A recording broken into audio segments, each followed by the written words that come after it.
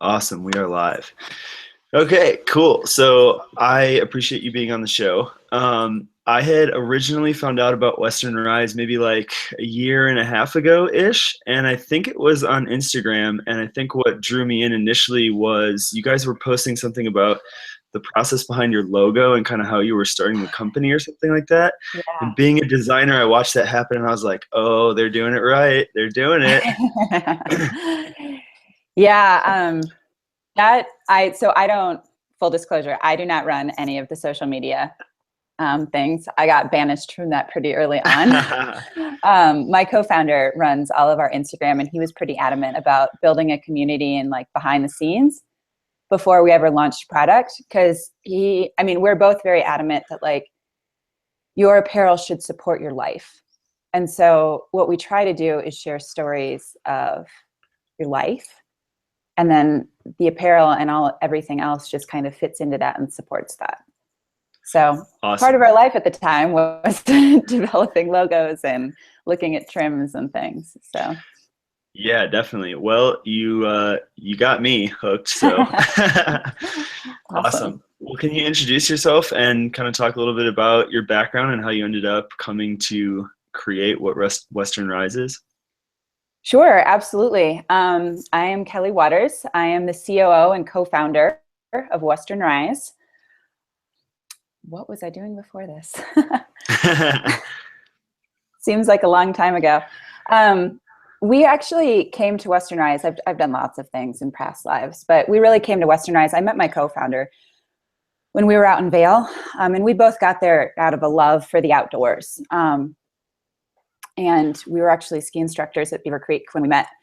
And it quickly transferred over into other jobs and things, but loving the outdoors was a consistent thing. And we kept running into frustrations living in the mountains, and that what we needed for our sport activities, whether it was hiking or fishing or climbing, skiing, whatever, performed great. And there's some great technical apparel out there. But then when we were running madly late for work or trying to meet clients in town or going to a concert, there was no transition.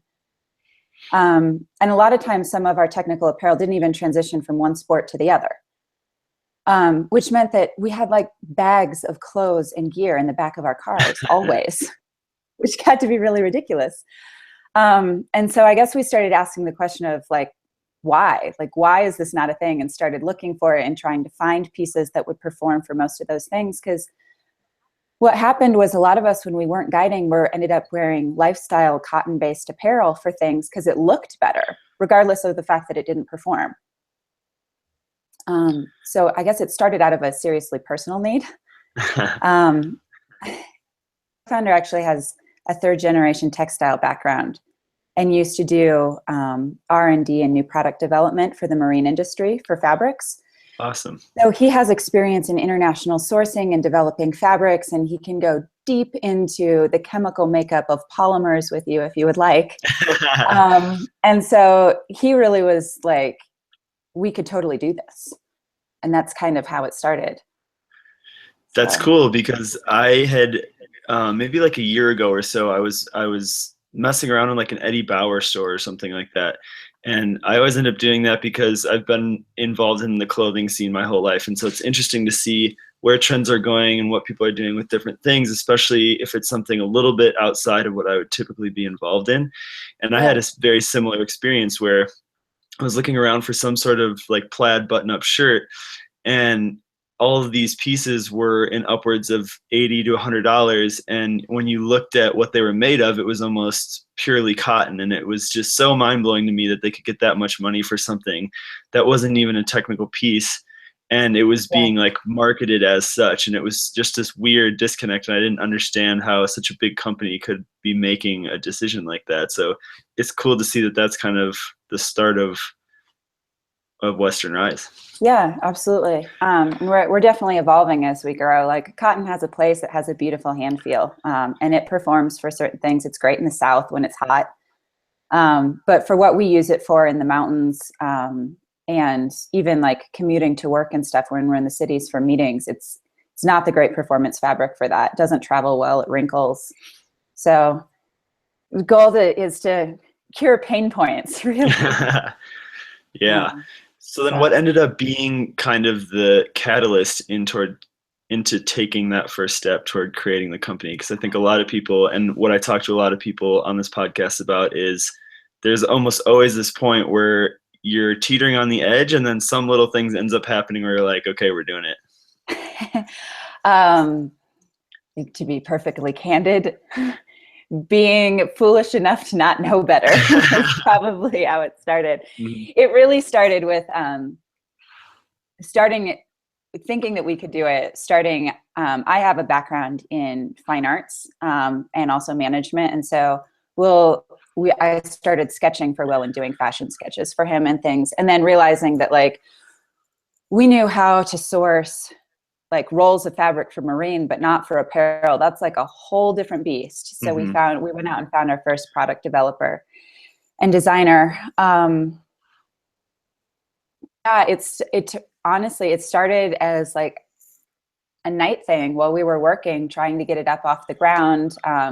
We went out and found some people that were smarter than us, our product developer and designer, to digitally sketch and source the factories and the materials. And that's kind of how it started. And then when we launched, it just had such a strong, the launch went really well, and it was really well received by everybody. And so like, it just blew up really fast. And so it quickly became a more than full-time job for both of us, as most startup companies do.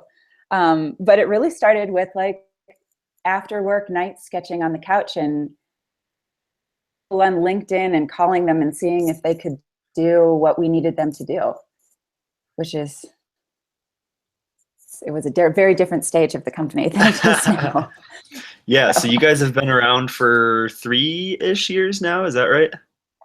Yeah, we started working on it in 2013. We launched our first collection to the public in spring of 2015.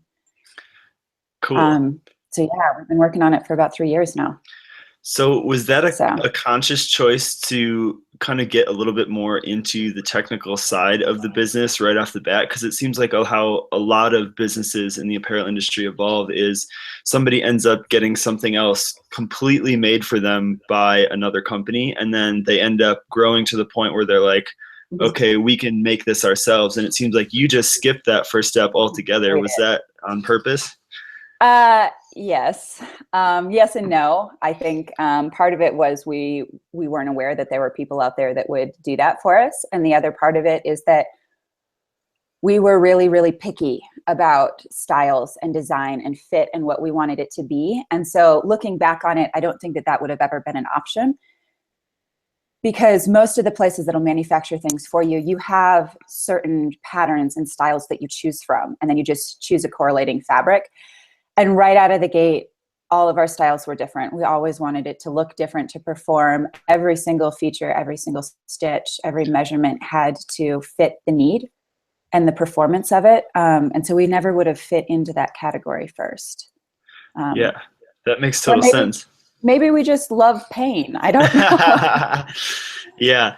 It's funny too, because I think not even necessarily just in the apparel industry, but I guess whenever you end up getting into some sort of endeavor yourself, I think inevitably there's some sense of naivety that you see going back when you're like, yeah, I don't think if I knew what we were getting into that I would have taken that first step. I maybe would have done a couple of things differently, but yeah, I don't know. It's interesting. I mean, on the other side of it too is we made a different choice than a lot of other apparel brands. A lot of apparel brands start with t-shirts and hats because they're easy. And like you said, somebody else will manufacture them for you. And we were pretty adamant that if we were going to do this and like create this new style of apparel that filled this void between technical and lifestyle, that we couldn't just do t-shirts and hats because they're not performance, that we had to come out with technical pieces right off the bat. And we had to come out with enough technical pieces that it could be your entire wardrobe. So we came out with a full line, which is pretty uncommon. Everything from pants to shirts to base layers. We did a jacket. We did a women's shirt. And yeah, I mean, it's a pretty large first collection for a startup. But I mean, part of that also had to do with like the goals of the company and being able to, I guess, show what we were trying to do and what we wanted to do. And in order to do that, we kind of had to go big or go home. Yeah. So we jumped in with 2 feet. That's always kind of the, at least in my mind, the way to go, because you end up learning a lot faster and forcing yourself to kind Yes. of adapt in ways that you aren't necessarily capable of if you kind of put a toe in and test it. Or at least if you do it that way, you end up scaring yourself a little bit too much, versus when you're all in, you're kind of like force yourself There's into no that looking back. situation. Yeah. Yeah, totally. Yeah. I mean, So I what kind remember, of, oh, sorry, yeah. keep going. Oh, I was just going to say, I just remember like some of the early days when we didn't have an office yet and we were working off the dining room table. The dining room table got to be too cluttered, so we cleaned out our unfinished basement and we're working out of there. And I remember just one Sunday, our first sample of men's shorts had come in from our factory, and they were so tight that they couldn't fit up over my thighs. And these were supposed to be like men's medium large pants. And they came up to like right under my bust. And I mean, I looked like Humpty Dumpty. I could fit 3 of me into the waist. And I just remember us being like, oh shit. And that we literally sat down and figured out how to grade and measure men's pants in about 8 hours. And everything from back rise and the curve of the seam to the measurement and like every single feature on a pair of pants, we researched the crap out of it. And my mom used to be a seamstress, so I had my mom on audio on the phone a long time. But you know, figuring that out all in one day, that's something that we never would have had to do. And in the long run, we're better for it because I can be a lot more picky when pieces come in, especially now that we're starting to do women's pants. All of those little details, the angles, the measurements and stuff are things that we had to learn. And so now I know to look for them, which is great. That's a crazy undertaking to try and handle in 8 hours. So did in approaching it that way, or kind of like falling into that situation, did you end up, I guess, looking at the grading and the kind of the structure seam of different materials differently, being that you didn't necessarily have that background going into it? You kind of came in blind and just kind of handled it? Yeah, I mean, I think that's especially now that we work with multiple designers. I think it's something that we definitely came to differently because we didn't know, like, we don't have the traditional outdoor approach to what style should be. So we always came to it with, would I wear this? Would I wear this to a work meeting? Would I wear this to out with my friends? And that kind of functionality kind of drove all of the styles, from like whether we do a double or a triple needle stitch, or, you know, where we put pockets, what size the pockets should be, where we put branding. And that's definitely a different approach to just being like, well, this is how you make a base layer, and basic base layers come with these 3 pocket options. Mm-hmm. So yeah, I definitely think it gives us a different perspective even now. Yeah, and on that same note, how did you end up dealing with other potential, not necessarily setbacks, but I guess difficulties on the road? Because I mean, even in just 3 years, it seems like you've been through just a multitude of different things as a company that it seems like a lot of people take way longer to get through. So you're just on that fast track to success. It's part of that go big or go home thing. Yeah, so I guess our first difficulties that we experienced were our knowledge of the outdoors. Like, we knew obviously that we had to have a website and sell direct and all of those things, but our knowledge of the outdoors was that, you know, most technical pieces you buy at outdoors retailers. And so we initially built the line to be sold direct, but also to be wholesaled. Mm-hmm. Our initial issue with that was that we have problems not making custom fabrics. And we really love using the most innovative, like whenever we go to trade shows, I always want to see what's new. What did you come up with? What did you concoct in your lab? Which means that we very rarely ever choose a fabric that fits a price minimum for wholesale. So initially out the gate, one, we were taking way lower margins because we were adamant on quality of fabric, but we were also adamant on it had to be an accessible price point, which meant that the company took a hit. And then also, we did not realize how difficult the wholesale market was. Yeah. Totally clueless that, like, we would talk to wholesalers and they would be like, well, that's great. We really like it, but we generally buy from our reps in order for you to get like shelf space. And we were like, okay. So we went and called reps, and the reps were like, hey, we really love it. Send us some samples. We really can't justify picking it up until you have about a year or two of sales history so that we know it's actually worth our while. And we're like, okay. Well, it's February. We're launching a brand in March, so we have no sales history.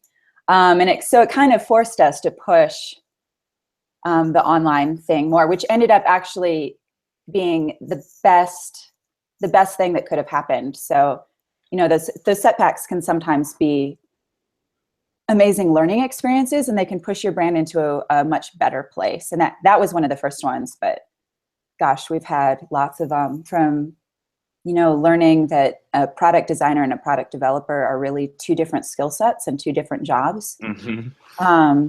And having to split those jobs up and then figuring out how to manage that. That was a challenging transition that we made last winter. In the end, it's been great.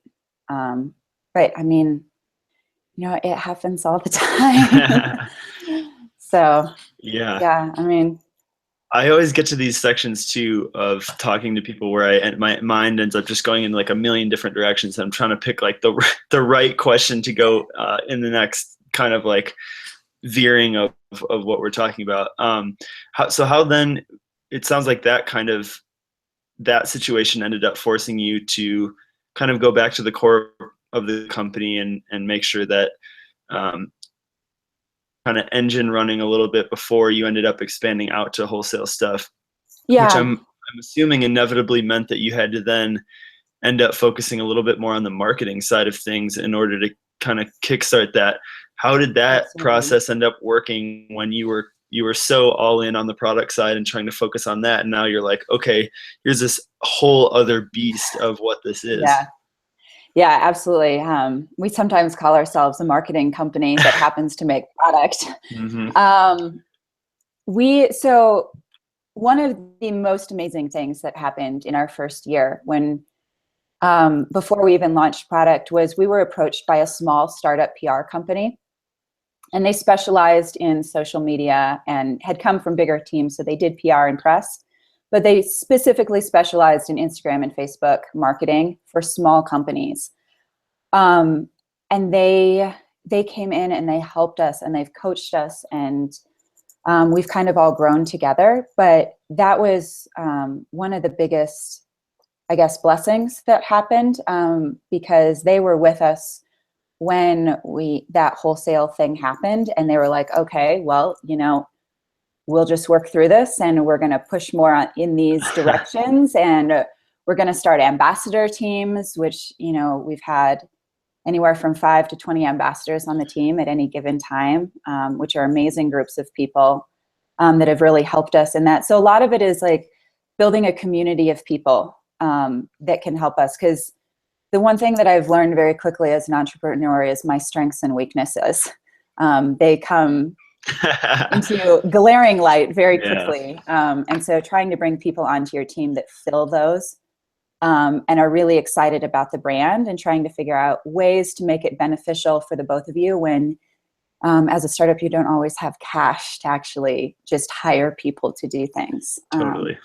So that's kind of how we approached it, because marketing is it still continues to be an ever-growing monster that we're always trying to figure out how to feed and how to come up with innovative ways to approach problems, especially as we get bigger. Like, the marketing only gets bigger. So, and you hit on it a little bit too, is like there's this other thing that you kind of need to be paying attention to, which is at what point or what things do we put more money toward, and at what point do we understand that this might take some money now, but it might not be the time for us to actually put that in this bucket. How did you go about handling like the PR side of things and social media and stuff, and understanding where you needed to devote resources and where you just kind of needed to let things grow organically?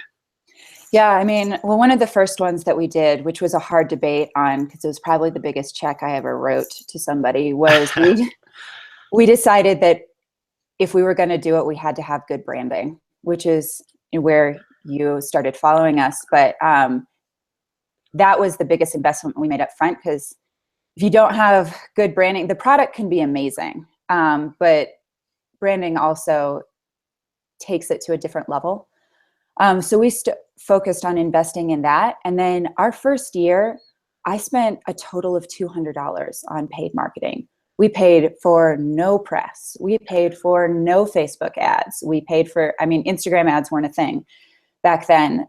So we focused really hard on building a community and letting it grow organically. In the first year, we also like dropped into Instagram when it was still kind of the Wild West of marketing. Yeah. So we were able to do some things there that aren't really that just work differently now. Just as social media grows and changes, things change. But yeah, I mean, we had to consciously choose not to do things because we couldn't as a brand. And And I still, like, I had a meeting call yesterday. I had to consciously choose not to do several things that would be great for us. They're just not a level that we can support at this time. so did you have any sort of background in design at all previously, or like how did you guys come to recognize that branding was such a big integral part of what you were doing? Because I've been in the design industry my entire life, and that is something that I feel like maybe 1% of people actually understand going into a business. And I feel like it's the thing that everyone is just like, oh, we'll do that later. And it's like, no, you need to do that right now. And you need to do it as good as you possibly can so that you have your foundation, and then you can do all of these other awesome things moving forward. Yeah, absolutely. So it's a funny mix between me and my co-founder. So I actually did my undergraduate in fine arts in 2-dimensional and 3-dimensional design. So I have a formal education in it. But my co-founder actually has a better eye. So, which is funny because he has a business with a focus on entrepreneurial background. So it's been kind of a pairing of me having the formal knowledge and understanding the terminology and how to talk about things, and things like negative space, and trying to get the vision that he has out of his head and translate that to another creative individual, because he definitely has strong opinions on the look and style of it. But we were both pretty adamant about that going into it. So it sounds like that was kind of the perfect storm of you guys having like opposite skill sets, but in very different like fields, and then being able to mix it all together and come out with this awesome final piece. It's really funny that like I have the fine art side, he has the business side. In the business now, he does much more of the creative and visionary direction. He manages a lot of the marketing, obviously fabric choices and design choices. He has a great eye for trends. And I manage most of the business stuff. So in the last 3 years, it's been me teaching him the artistic side and him teaching me some of the basic fundamentals of business, because I come to it with a management background, but not like a big, larger business organization background. So it's definitely been an educational transfer, which is kind of interesting. I love seeing people. But it's helpful. So yeah, and I love seeing people that get into that side of things too, because I think when when you're younger, you end up kind of choosing like a specific path of where you want to go with your life, and there's almost this sense, whether it's real or not, and I feel like it's way less real, but you kind of get pigeonholed into this thing like this is how you're being trained to think, and this is how you're going to think for a very long time. And it's cool to see people step out of that and be like, I don't need to be just in my creative side, I can be in this analytical side too, and they don't need to be they don't need to exist by themselves. They can coexist, and you can create this other totally awesome thing by Yeah. dealing with different sides of who you are as a person. Yeah, absolutely. I am a very strong believer after coming out of a fine arts program that Yeah. the thing that they don't teach a lot of business students as well as fine art students is that if you're going to be successful, they have to coexist. It's not an option for them not to. That if you're going to be a successful creative, you have to have a business sense because you're technically an entrepreneur as a creative. And if you're going to be a creative business person that can solve problems and think outside of the box, you have to be able to think creatively. And so both of those things are important in any field that you go into. And I wish that that was focused on more in our formal education system, but it's definitely one of the things that we've learned since we've graduated and have been in the business and entrepreneurial community. Yeah, I completely agree. And I ended up doing a very similar thing where I was in design classes and switched over to marketing. And it was so crazy being on one side and then being on the completely other side and seeing nobody doing anything in between. But then you step out into the real world and it's like, that's where everything is in between. Yeah, everything exists in that gray in between in the real world. Yeah. So then on a completely different note, you guys had started doing some work with a river conservancy. Is that what I saw? Yeah. Yes. So part of this has to do with my background is I actually came to this from managing nonprofits.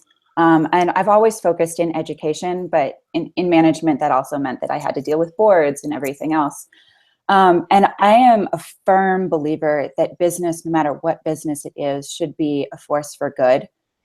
And that it can be a force for good. And so from day one, I was pretty adamant that like, if we're going to make apparel, if we're going to make products, that we also had to make sure that we were working on giving back as well. Because inherently, no matter what product you're making an impact on the planet. No matter how ethically you try to source it. And we do try to source it as ethically as possible for the level of our business. So starting from day one, we started working with Western Rivers Conservancy. We chose them specifically because they're a smaller nonprofit. We know everybody on the team. And we knew that the small amount of dollars that we were able to give, we could see the impact of it. And I knew it wasn't going to get stuck in office supplies or administrative things. They also have a great leadership board, has Yvonne Chenard and many other amazing people on it. But they focus on buying up damaged waterways. They rehabilitate the ecosystem, bring back the fish and the natural wildlife, and then they open it back up for public use. So their short phrase is, sometimes to save a river, you have to buy it. And they have 50 to 75 different projects that they're working on. They work on dam removal. They work on bringing back fish migrations.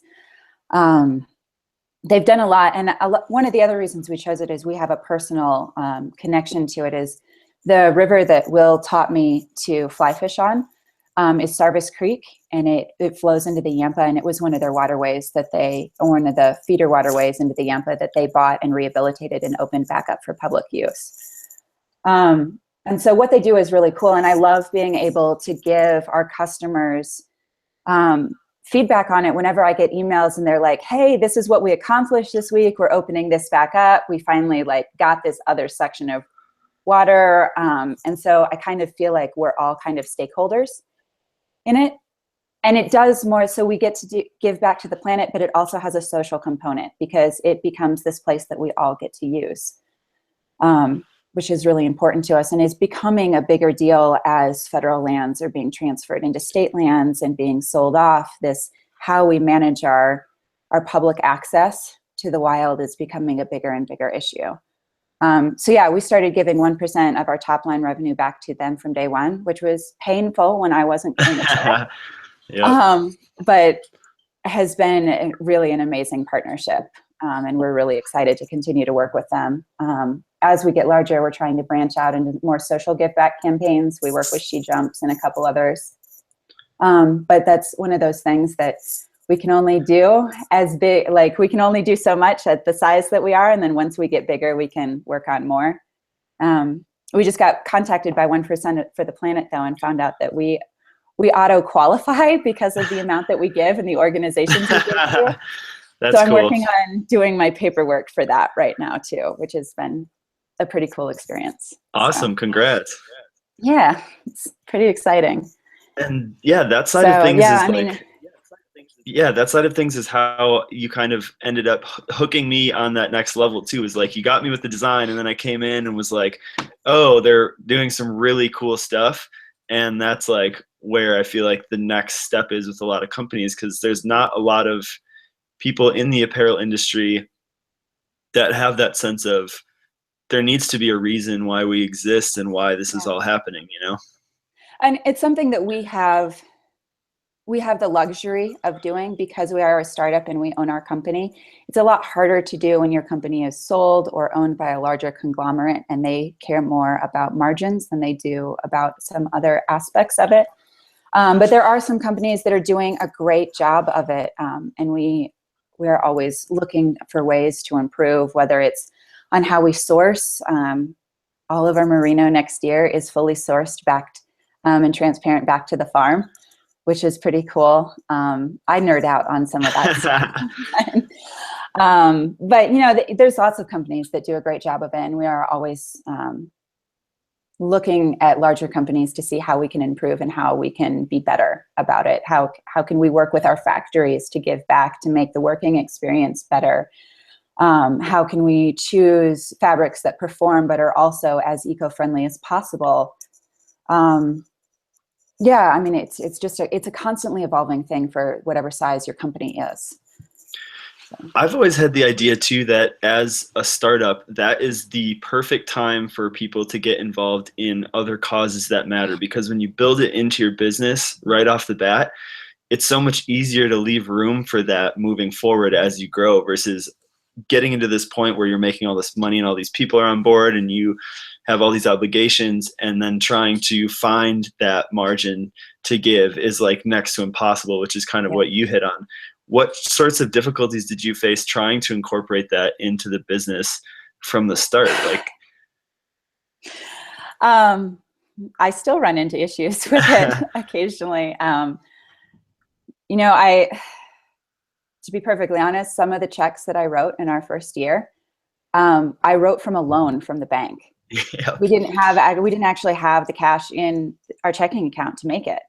But because we had made it a priority, it was something that we're going to do regardless. And on the other side of it, when we're sourcing factories and things like that, it means that I consciously choose to pay more for cut and sew for my apparel. Companies that have been vetted by larger industries. Our Asia factory has worked with Patagonia and Toad & Co. that have very rigorous factory guidelines. And we consciously chose to work with them, even though it costs $5 more per piece. Same with fabrics. I choose to pay $2 to $3 more per yard for things that are Blue Sign approved or ethically sourced, non-mulesed wool, things like that. It can be hard because you can look at it and be like, man, I could sell it for this price point and make so much more.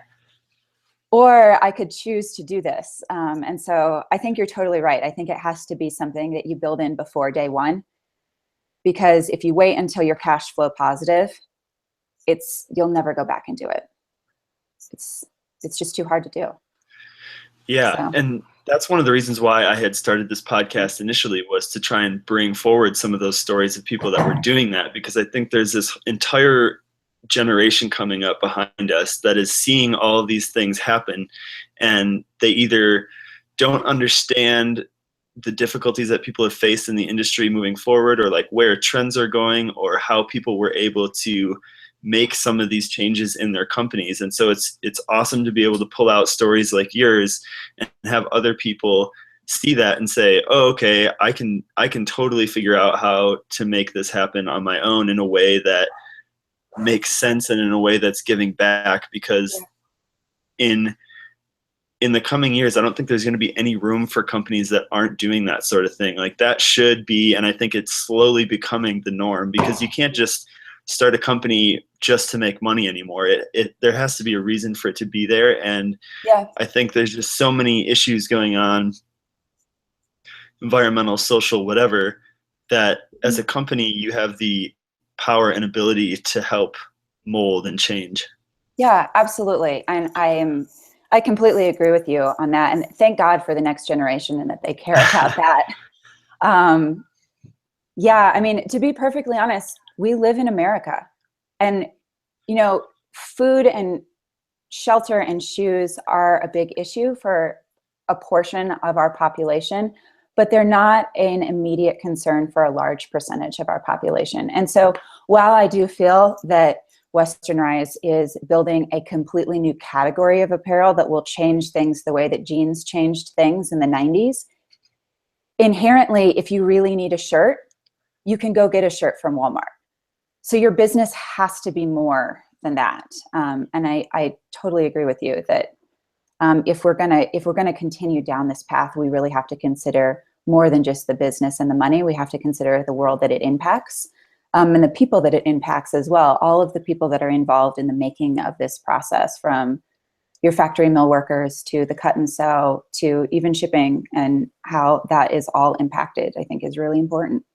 So. And I'm assuming that your co-founder, based on his background, was able to kind of pull help and experience from other people in that industry moving forward a little bit. But I'm assuming that kind of only took you guys so far.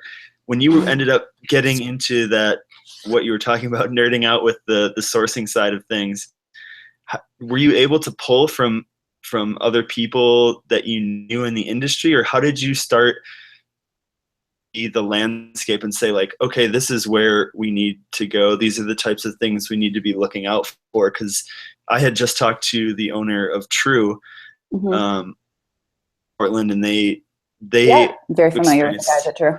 Yeah, they experienced a very similar thing, where that side of the industry is just this like total Wild West thing, and like not a lot of people understand how crazy the sourcing side of it is, let alone to be able to follow something to the source of where it's actually coming from. Yeah. To be perfectly transparent, one of our biggest issues was that our first product developer and designer, in his contract, his factories and his fabric sources were confidential. So he would send us things and we would know the mill that it came from, but we didn't have access to contact them and get marketing details and things. We had none of the communication. And that's one of the reasons that we stepped away from them, is because we are very, very hands-on in all of that fabric. But, you know, to be honest, a lot of it, we don't contact a lot of the people technically in the outdoor industry. I would say that we talk to, a lot of our mentors are much more in the commuter brand industry. And we do, I mean, you know, now on our board is Gordon Seabury, who's the head of the Outdoor Industry Association, and Ross Alderini, who works for Mountain Khaki. So there are lots of times that I call people and I'm like, what do I do? What do you think about this? Do you have experience with this mill? Like, how have your experiences been with this? But from day one, we had none of those contacts. So a lot of it was like literally blind calling people, finding their email on LinkedIn, which my business partner is talented at finding people's personal contact information, and literally just blind calling people and asking them if they had 5 minutes for advice. And I would encourage any entrepreneur to do that, because the worst thing that anybody can ever tell you is no. And, you know, in your life, you're probably going to get 90% no's. So it's good practice to get into. And you can find some amazing business partners and business advisors that way. And that's how we have most of our advisors now, is just from contacting people that we respected and we respected what they were doing and just asking for advice. Definitely. And we still talk to all of those people. So it's been kind of a cool transition. So was it difficult? I think in other aspects of business, you always end up reaching these little roadblocks. And I think the hard thing is having like a specific direction of where you want to take things coming into those interactions or those circumstances, so that when you do hit the roadblock, you know Way to go. inherently like, yeah, how to get around it or where you want to go. How did that work out for you guys? Like how much has been, we want to do this and this is the path we want to be on, and how much has been there's this roadblock, we're going to take this kind of like little side path and follow that a little bit? Um, I think part of it is having the vision of where you think the company can go, and then also making sure that you have articulated with everybody on your team the values of the company and the mission of the company, because those are pretty, whenever you get to those roadblocks, and we get to those roadblocks daily. Like we have to make decisions, especially as like the company, I think they've gotten bigger in the last 3 months. Because to be perfectly honest, no one can tell you the right decision for your company.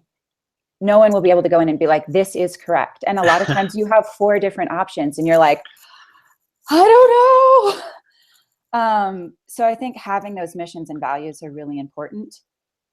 And having really frank and honest discussions, calling your advisors, people who have been there before, is really helpful.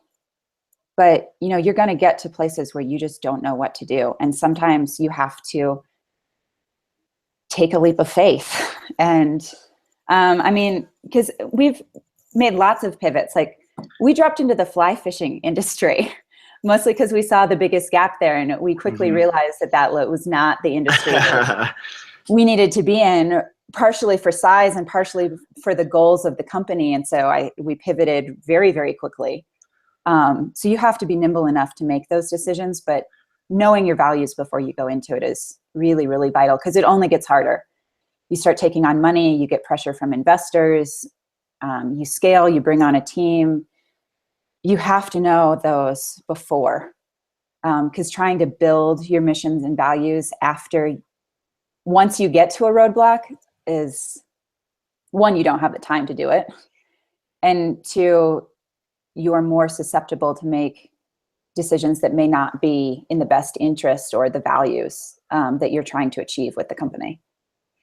So. And it seems like you guys had put, at least from the outside, it seems like you guys had put quite a bit of emphasis on that planning and goal and like where you wanted the company to be and what you wanted it to look like before all of this rolled out. Because I've seen so many other startup companies that they do a little bit of that, but you can, looking at the way that they're approaching things, both on their marketing and their product side, that they're still doing this like bumper side to side, which I think you always do, but like as a smaller company, you hit way farther to each side. And it seems like you guys are way more like in tune and refined than a lot of people are. What kinds of things did you do before you launched all of this going forward to make sure that that's how it was? Because I really appreciate how at least it seems like there was a lot of thought behind a lot of those choices. I'm glad that we appear more in line, because sometimes it feels like bumper cars. Yeah. How did we put those in place? I mean, part of it is just being in line with your co-founders and your team. And I think that communication is, and making sure that everybody believes in those values. But it's kind of like what we talked about earlier, setting them up beforehand, knowing that, and being passionate about it is huge. Because like, listen, like you're not going to make it as an entrepreneur if you're not passionate. Like we work 80-hour weeks, like just like, where's your vacation time? Well, my backyard is a mountain, so I will go out and go hiking before 7 a.m. But I think part of that passion, and then just, setting them in before, like we did with Western Rivers Conservancy, like we consciously do with fabrics, making sure that when you bring people on, that they also agree with those missions and values. That's easier to do when you're a smaller company and your team is under 10 or under 20. It gets harder when you have managers hiring people. But then again, I think that that's where having your missions and values set up from the front end and making sure that everybody feels that when you come in, that way that they know when they're bringing other people in there, there's this culture that everybody needs to fit. And, you know, one of the other conscious things that we did is we're based in Telluride. That's a huge cultural fit in and of itself. So that kind of screens out a lot before we even have to deal with a lot of the other things. So, and that's kind of, Yeah, and I was in Telluride for the Mountain Film Festival this last year, and it was my first time there, and it seems like such a crazy little town to me because mhm. there's, at least from what I experienced, there's such a rift between the local culture and how big that town is compared to like this massive ski industry that's literally engulfing it. Is that how it kind of is? I think that Or that is an issue that most ski and resort towns have. There's definitely always a huge rift between um, the service industry and the people that live there and make that tourism a thing, and the tourists that actually come in and participate in it. Telluride, one of the reasons we based here in Telluride is because it has so much character and culture beyond just the service industry, like its history in mining, and then Mhm. the hippies that lived here before the mountain was ever constructed. There's a lot of that culture that is a holdover. And it also has a great entrepreneurial community. The Telluride Venture Accelerator is based here. You know, we have a lot of startup friends that are based here. And I think part of that has to do with that work-life balance and choosing. I think a lot of people in our generation are getting frustrated with like the 9 to 5 in office, and choosing to have a different kind of life, whether that's working remotely or trying to make that balance more acceptable or workable. But yeah, that's something that's an issue, and it continues to be an issue. And we talk about it all the time. I just had a meeting with Dan, the mayor, the other day about how we need to move to a more sustainable ecosystem that doesn't depend on snow. Because I'm looking Yeah. out, the sun just reached over the mountains here, and we do not have any snow here yet. And the mountain's Hmm. supposed to open in 2 weeks. So, you know, locating our business here, I think about how many people can I hire that can be located here, that can have full-time jobs with health insurance, that can allow us and create more of a stable environment. Um, it's constant discussion. Um, yeah. That brought me into the other question, which you kind of answered a little bit, but it was along the lines of, does that mean that being in more of a ski resort area like that, or ski town, that you have a more, there's more constraint on the resources that you have available to trying to build your business? But it sounds like, at least on the startup side of things, that there's quite a bit of people around that you can kind of mingle with and take ideas from and Yeah, grow that absolutely. culture. I mean, look, it's not New York or San Francisco, so we don't have like that extreme, but there is a strong community here of startup companies, and we're working on growing it.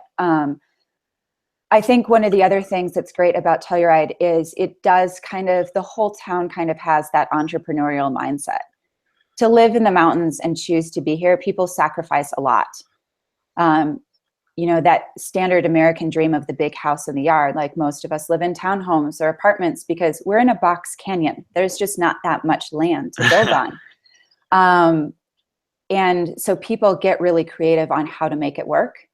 And I think that that inherent culture that's here is really beneficial to startup businesses, because that's, you know, how we operate on all levels.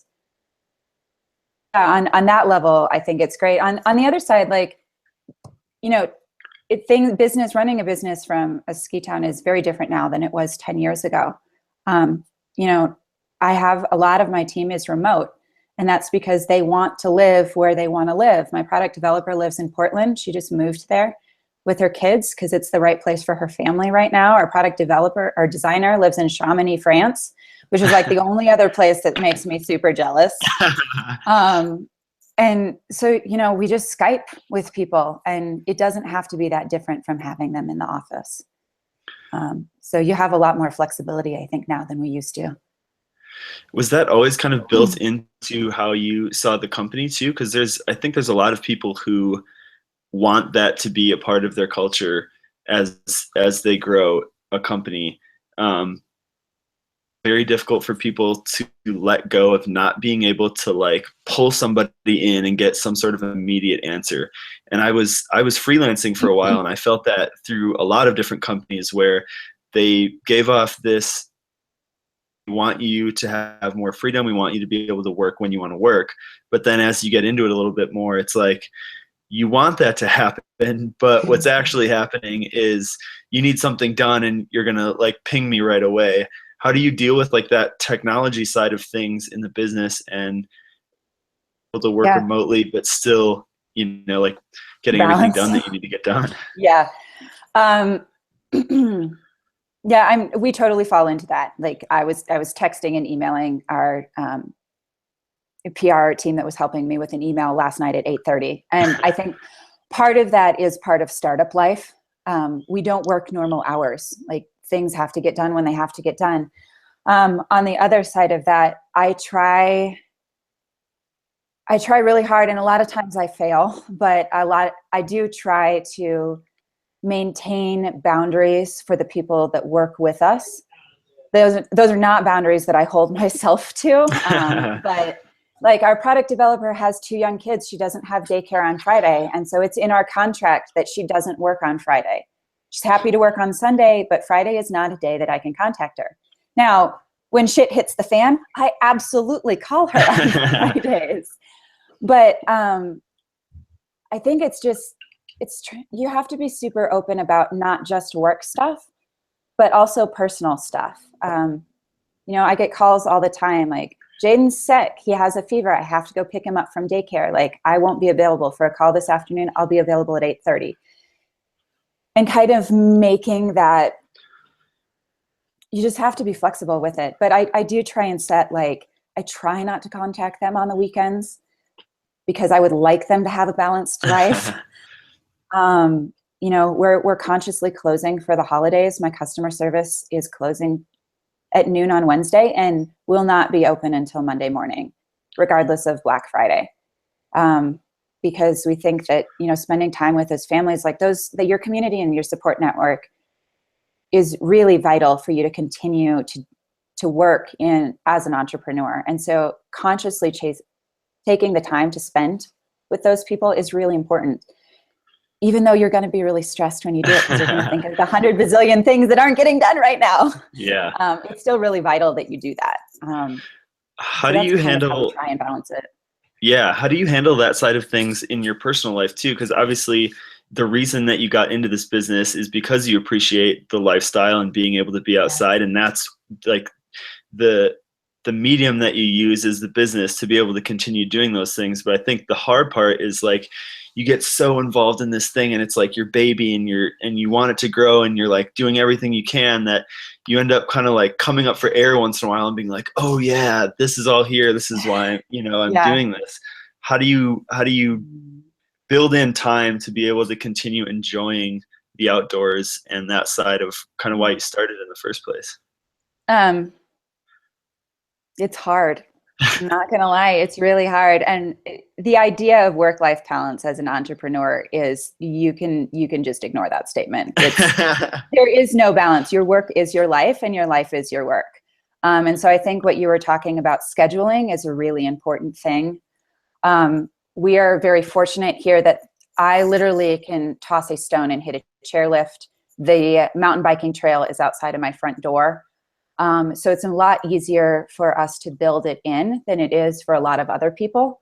My commute to work is a mile bike ride and or walk to a gondola, which is great every day. But I consciously choose we try and schedule at least one day a week. It's generally a Sunday that we actually go out. We have to get outside of cell service. And go hiking or fishing or climbing and spend, 4 to 5 hours doing it. And it's what we got into it because that's what we love to do. But also as an entrepreneur, it's so, so vital to do it because it clears your head and all of that like noise and the craziness that's going on kind of clears out. Like there's nothing like making your body go do something that it's not comfortable doing. Yep. And, making your eyes look at something that isn't a computer screen is always great. But coming back from that, you're always in a different space. So, sometimes even when I really don't want to go, we try and challenge each other. We try and schedule it in, but then it also, just because you scheduled it doesn't mean you're going to do it. So we have to have an accountability system and like push each other to be like, all right, we're going to go do this now. We're closing our computers. We're going to go do it. Yep. It's a battle. And I don't know if you get this either, but I'll try and do things like that too, where I'm like, today I'm just going to go out and get out there and get out of cell service or whatever. And inevitably half of those times my brain ends up going immediately toward work and what that is and like this whole creative process. And then the other half of the time I just want to tell everyone to just shut up. And I'm just like, no, I'm here. Don't talk about that at all. This is where I'm at. And it's just like, it's funny to see where your energy is at when you try and do those things. Yeah. I mean, we definitely fight with that when we consciously choose to like spend time with friends and hang out with them at night. Inevitably, we all start talking about work because we're all entrepreneurs. And so like, sometimes we have to consciously be like, I'm walking away from this conversation, like, and we're going to try and talk about something else. It's hard. So that's part of the thing of your life is your work and your work is your life. Like it's something you're passionate about. Your brain is always going to go there. But I think getting outside or doing whatever you're passionate about, whether you could be cycling in the gym. I don't know what you're passionate about, but it gives your brain needs space to be creative. And it's really hard. And a lot of things people don't talk about switching from analytical to creative is a really challenging thing. Your brain just doesn't naturally like do both at the same time. So having that space, I think, allows you to come up with creative ideas. I mean, a lot of times like we hiked on Sunday, I think we just checked out like a new place. It was like a 5-mile hike or something. It wasn't a big deal. And we talked about like branding and marketing and this whole like relaunch that we're doing in January. Like we probably talked about it for 2 hours, but at the same time, like we were playing in the woods and getting muddy. And so it's you're never going to be able to like make two different bubbles and they like exist separately. They always exist together. But I think that space, that mental space to be able to be creatively and think about those things is hugely important, because that's when you come up with those ideas to get over that problem that you've been struggling with all week. I completely agree. The other thing that I think I have a difficult time with in my own life is when I get into those situations, I end up getting involved in all of these other different things that I love to do. And so it ends up kind of keeping me sane in the long run, because I have climbing, I have mountain biking, I have snowboarding, and there's all these other little things that can like take me away from what might feel like work in something else. How else do you end up getting away from those types of things? Like what else do you do in your life to kind of get your mind off of things and like just push the reset button? I mean, personally, I like to run. That's my personal reset button when things get too stressful, when, I feel like I can't handle it. I think running works for me. My co-founder bikes when he gets super stressed. I mean, there's other things. I call my mom a lot. But I mean, there's lots of things you can do. Yoga is great because you have to focus on your breathing. I love fly fishing because I have to focus on the environment around me. It's kind of a meditative state. I mean, those are mostly my go-tos on things. We try to be healthy about it. Occasionally bourbon is in there, but that's not the healthy option that I would recommend to anybody. Yeah. It's funny. I was talking to a friend the other day too, and we were out getting a couple of drinks, and it was one of those things where it turned into like 2 hours of talking about work stuff. And we got to the point where it was like, okay, from now on, if anybody brings up work outside of, a conversation that should be solely about other stuff, you're buying everybody a shot. And that's like how you end up reining it in and making sure that there's the balance there. Yeah, I had another entrepreneur was in town for a couple months last spring. He's way younger than me. He's like 24, starting his first company. And he initiated the punching game. So every time that we started talking about work, we'd punch each other, which was actually really, I felt like I was back in college again. It was kind of funny, but it was effective because it made us actually think about it. So Totally. it's funny. It can be hard sometimes to, when you're, so deep into it, to come back up and, be a balanced individual and try and have a conversation not about work. It can be an exercise, but that's good. That's a really good thing to do. So, yeah. And I don't think a lot of people talk about that side of stuff to people that are just starting their own types of businesses and things, because I don't know, you end up getting these messages of, you need to work your ass off, you need to hustle, you need to do this, this, and this. But I think very rarely you get that side of things that says it's okay to take a certain amount of time off so that you're able to come back refreshed and focused on what you're doing. Was that a natural progression for you? How did you end up getting to the point where you were like, I need something to ground me and like keep me sane outside of this just like craziness that's going on? Yeah. I mean, I've always needed something to keep me sane. So that's kind of always been part of it. I'm also both of us actually are in a unique position that my parents were entrepreneurs. They started a company when they were 23. They ran it for 35 years and exited. Will's parents are also entrepreneurs, started a company when they were 28, still running it. And they run the business together. So a lot of that is having a network that, like, every time, like, I may call for like legal advice on something, and their first question out of their mouth is always, how are you personally? Have you taken personal time? Like, we're going to talk about that first, and then we can talk about like the business stuff for 2 hours if you want to. But having an accountability system has been great for that. We're in a unique position there. Yeah, I mean, that's kind of part of it. But outdoors have always been, I've always needed that balance, even when I was working for somebody else. I just need it more now. I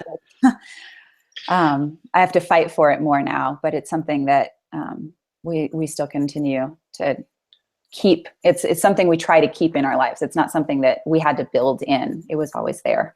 So. And you had mentioned the customer service side of things a little bit ago, which got me thinking, how do you end up, and this is totally off track from what we were just talking about, but how do you end up dealing with the shipping side of things? Because obviously when you're working with a remote team, it might not necessarily mean that you are doing everything in-house or even have a physical storefront. So how do you deal with that side of everything? Things.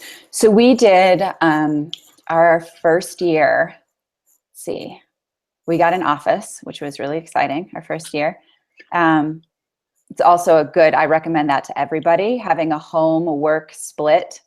No matter if you're spending time at the office till 10, hugely important. We also warehoused out of my father-in-law's garage for the first year, like 2-car garage stacked to the ceiling with boxes. It was insanity. And I would pull in like 20 pieces in every size into our office. And we packed and shipped everything in-house for the first year, so that we could handwrite notes and put in stickers and make sure that customer experience was absolutely beautiful. We realized at Cyber, I guess I hired a girl part-time to help me with it halfway through the first year. And we realized at Cyber Monday, when we had over 100 orders that we had to fill in one day, that was not something that we could sustainably do. We realized it earlier, but we were like, whoa, like we need to deal with this. So spring of last year, we found a third-party logistics center. And I called probably 5 different ones. And our requirements are different than they are now for them. I had to be able to drive the stuff there because I didn't know how to figure out LTL shipment at the time.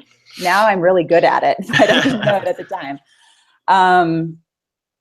And we wanted it to be close enough that we could, drive over and, sort out a problem if we ever had one. And we also chose one that was probably not our best choice, but we chose one that we could afford. So they didn't charge extra for all of the things that we were putting in. So we did that in January, and we have an accounts manager there. And so I have very, very specific packing details that I have sent to them, like, this is the box that you use for this. This is the package you use for this, to make sure that the experience is still the same. It's never going to be the same as when you do it yourself, ever. And you just have to like, just throw that out the window. It's not going to be the same. But I do talk to them probably every day about questions, things coming in, things going out. That was one of our biggest pain points. It still is a pain point, especially on returns, because customers like to write notes and their system doesn't have a way of like importing all those notes. So we get a lot of emails back and forth on, did you get this thing from Mike? And did he have a note in it? Because I can't see it in the computer system. So communication is key.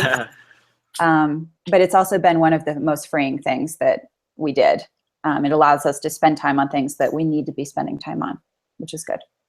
I'm always interested in that side of the business too, is like every time when somebody starts a business, there's always this crazy dirty side of what's going on, like garage work and oh yeah, like, you know, you're storing things here and you're trying to put all of this stuff together and everything's just a mess, and you're like doing things that people don't see from the outside, where they see this clean, polished thing and you realize that, you know, part of the product might be here and part of it might be here, and there's like things are going wrong and you're just like running around. oh yeah. And then on top of that, learning how to deal with stress tests on things. Like you said on the Cyber Monday thing, where you end up getting this influx of orders, and now you went from this system that was working here to needing that system to work here. And absolutely, that always breaks something. And so it's learning how to deal with being able to look in the future and say, okay, if this happens, what's going to break and how are we going to deal with it, so that you at least know the first step that you need to take, instead of all of a sudden being in this land of, oh shit, what's the next move now? Well, you're always going to have the oh shit moments.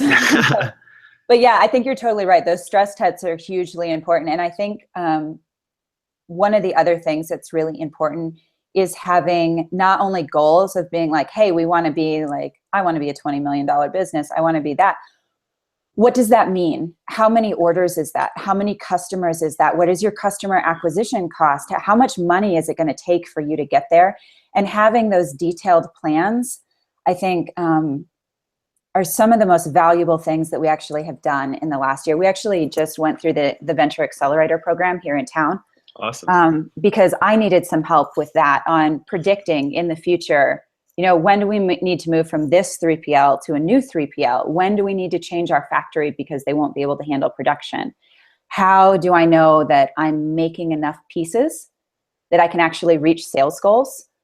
How do I know that I'm not making more pieces than our customer base, or the customer base that we can reasonably grow to in the next year? And so those have been some of the like recent scaling things that have been incredibly vital and have taken us to a position where we can actually scale to the place that we want, because we actually have plans in place.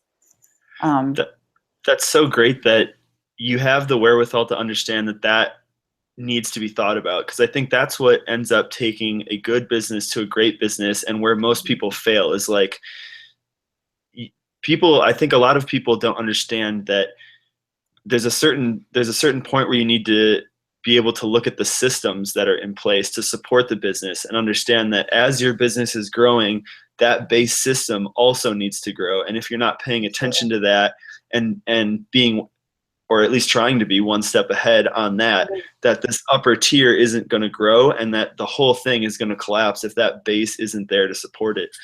Yeah, absolutely. We always say that you should act like a larger business than you are at your stage. So when you're a $5 million business, act like a $10 million business, because it allows you to have at least have some of the systems in place for when those stress tests come, because they're always going to come. And it allows you to kind of at least have a knowledge that like this is probably going to happen. And knowing when you should hire people is good, so that you don't end up in a situation where you physically can't do everything. And it seems like the other side of that too is also being able to understand that you need to have some not necessarily system, but some way of handling the people side of things and making sure that there's enough communication going on too. Because I think that is also one side of growing businesses that people end up neglecting, and why people aren't able to retain talent in a company is Yep. you have those stress tests, and everything builds out and everything seems like functionally it's fine, but really everyone internally is just Losing being their mind. pushed past their breaking point. And it's like, that is the other thing that binds everything together, is having the Absolutely. communication to say, this is where we're going and this is what we want things to be, and you need to feel like you're a part of this also. Absolutely. That's actually something that we're struggling with right now because our team is growing. We just made 2 new hires. And so, yeah, you're totally right. It's much easier to plan logistics systems that you can plan on a spreadsheet than it is to deal with culture. Yep. Culture is hugely important though. And so that's actually conversations that we're having right now is, how do we communicate that culture? Like how are our people doing? And how do we have systems in place for them?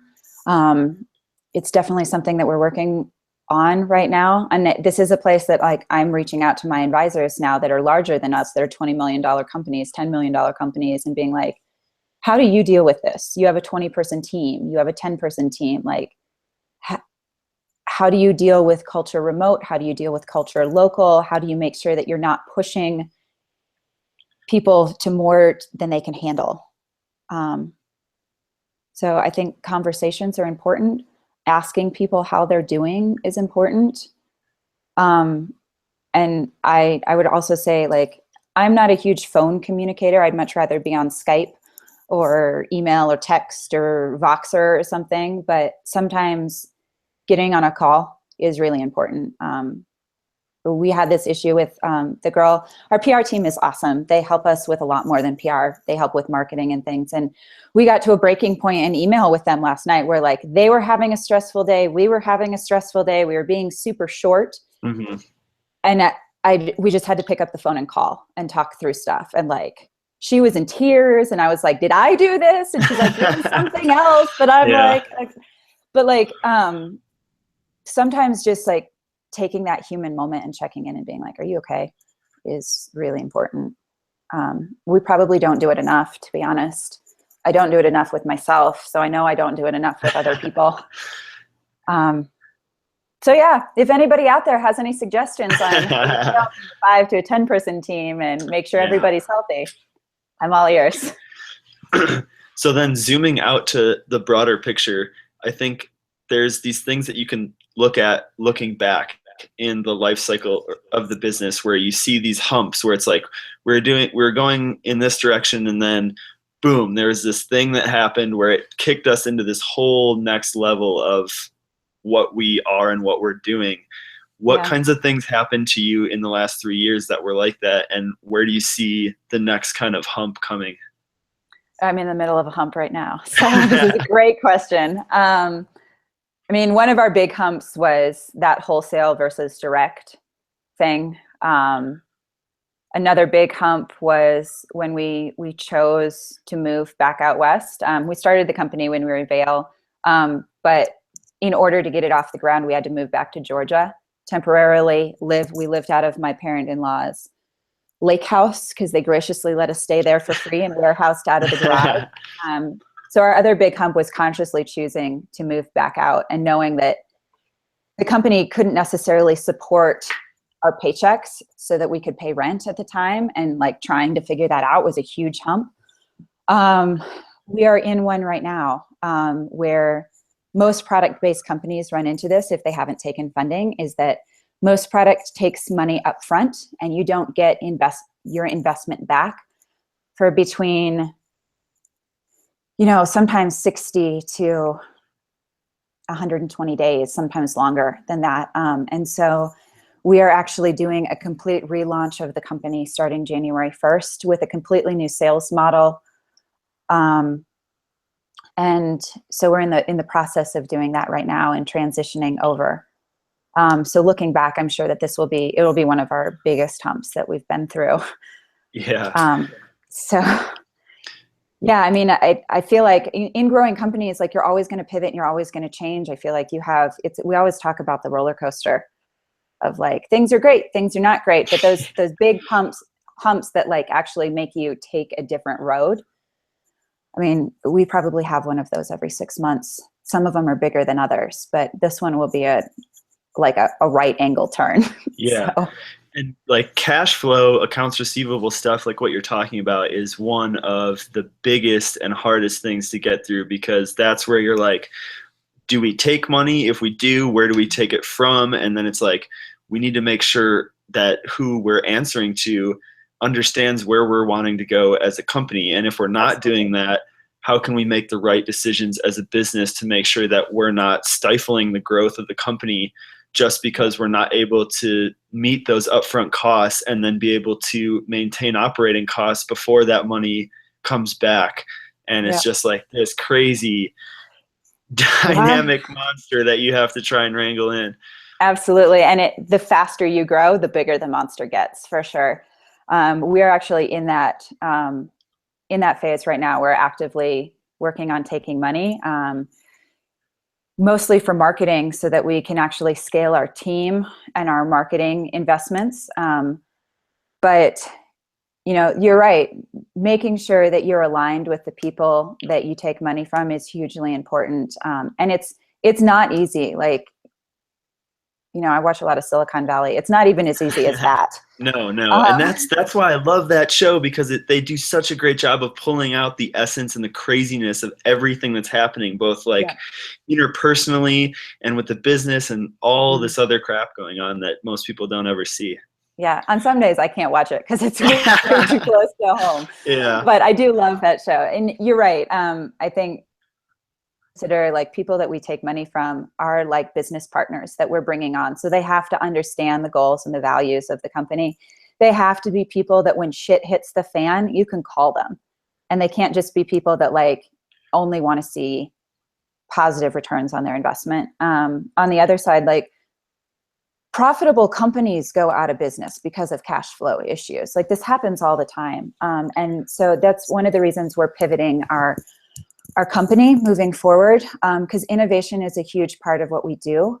And as a direct-to-consumer brand, like we don't have to develop things 2 years ahead of time, which is what most of apparel and outdoor industry, that's their time frame on development, which is crazy that you're not getting a return on your investment for 2 years. Yeah. So we're moving. And that's definitely when cash flow comes back to bite you in the ass, when you end up making a prediction and then something goes totally wrong and you're like, well, we're in it. Yeah, absolutely. And like things go wrong. Like I mean, I bought some pieces for Outposts that I thought were totally cool that like customers didn't really think were so cool, or they were too high of a price point or something. But so what we're trying to do moving forward is get our customers more involved. Like historically, we've had them involved on Instagram and we've had an ambassador team, but we're moving more towards resale model, where we get our customers involved in the design process of it. And we've started it with a Facebook group, and we're trying to be more open in stories. And we're working on developing ways to do it now where we can actually get like customer feedback before we develop a product, develop like a minimal viable product and get the factories all set up for it and then fund it on the site. And it's much more of a down and dirty process because you're bringing the customers in like the mid and not in like the beautiful finished end product. Yeah. But it's a much more, for us, for our company, it's a much more intelligent way of doing it, because I can make sure that, especially in products, and this is what they don't tell you in apparel, is that like if you're guessing on sizing, 15 to 20% of apparel that's produced ends up either being shipped overseas or ending up in a landfill. And so it's kind of a sustainability thing. It's an investment thing. It's making sure we're making what our customers actually want. And getting them involved in that process. So we're working on how to effectively do that right now, which has actually been really, really exciting. I'm excited to see how it actually like rolls out and how it actually functions when we do it. So Yeah, that's the cool part of the business too, is when you put all this time and energy into it and you end up getting to this point where you're like, all right, time to put it all out there and see how it goes. And it's like Mhm. part of it's super exciting and part of it is incredibly anxiety driven because Oh you're like, yeah.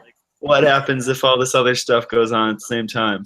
Yeah, absolutely. And I think that's why they also call it your baby, because it's like a living thing. Like you can plan and plan and plan and launch it to the world, and it will veer completely off into Yeah. another direction than what you had planned for. And that's one of the interesting things that is great about being an entrepreneur is every morning you wake up and you have something different to work on that day. So Yeah. And I think that's the thing that both myself and a lot of people that end up getting into their own endeavors get addicted to is like it mhm. is this crazy roller coaster up and down, but when you end up going back to what a normal job is after that, everything is just so much more bland. You just like you crave that after that and you're like Mhm. there's everything's so much more exciting. You learn faster, you learn more, Yep. you make so many more relationships and it's just like this everything is just totally different. Yeah, right. My co-founder jokes sometimes. He's like, "I'm completely unemployable now. I've made myself that way." And it's a good thing. It's a good thing to know, like being willing to get involved in that many things and wanting to be involved in different areas. Those are qualities and skill sets that I actually look for in employees. Like, do you want to just come in and do your job from 9 to 5? Or are you willing to do you care about these other aspects? Do you want to get involved in this? Because um, I find people that are interested in a wide variety of things to be highly more valuable Yeah. than just, this is my job. This is what I do. So, Yeah, totally. So to kind of wrap things up a little yeah. bit, if someone were to come to you and say, I want to start my own thing, whether that be along the lines of what you're doing with Western Rise or something completely and totally different, are there any little pieces of advice that you would give them before taking that jump? Um, I would say, one, do your research. It may be great that you want to do this, but you need to make sure that you have a market that actually wants it. So figure out your target demographic. Figure out if there's an actual need. Is somebody else doing this? Or if you start it, are they able to pivot in and do this faster than you? Are you providing a value? I think that those are, the three really, really important things to look at before you start doing it. Because if you're not hitting those three things, then you're kind of trying to make money from a hobby. So you have to make sure that it's something that is viable, that you have a customer base for, and you're actually providing value to those people.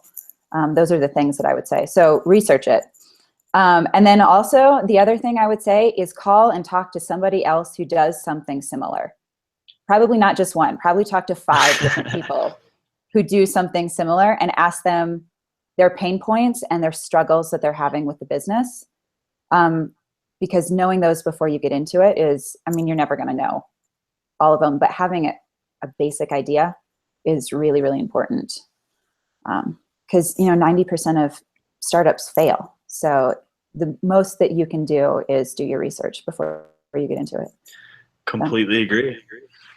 yeah, that's what I So got. how can people find Western Rise online if they want to check you Um, guys out? yeah, absolutely. You can go to westernrise.com. It's our website. You can follow us on Western_Rise on Instagram and on Facebook. Same on Snapchat, but I'm not super good at maintaining the Snapchat account. So yeah, those are the best ways to find us online. Cool. Sweet. Well, thank you for taking the time. You provided some really awesome information for some people that are potentially, either just interested in Western Rise or interested in getting to their own stuff. So thank you for all the insight.